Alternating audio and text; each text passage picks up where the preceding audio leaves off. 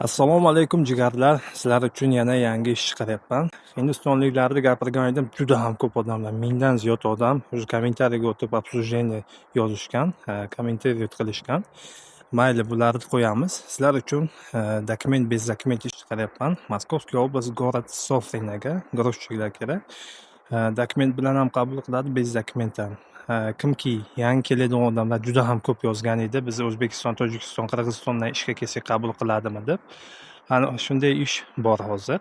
Qabul qiladi, yangi kelsalaring, dokumentlaringga yordam beradi. 3-yanvardan уже ishga olishni boshlaydi.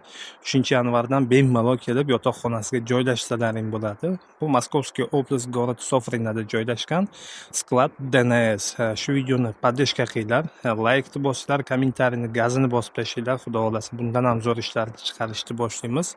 Yotoq joyi, registratsiyasi, ishxonaga olib borib kelishi bitta бесплатный smenasiga 3,5 ming rubldan to'lanadi. 3,5 ming rubl deganda mumkin kamdir. Hozirgi paytda bir ikkita akalarimiz telefon qilyapti. 3,5 ming emas, 60 ming rublga oylikka ishlashyapti ekan. Bir oyda bez uxatni 60 ming rublga ishlashyapti ekan. O'ylaymanki 3,5 ming rubl smenasiga bu shikarniy deb, chem 60 ming rubldan ko'ra yaxshiroq.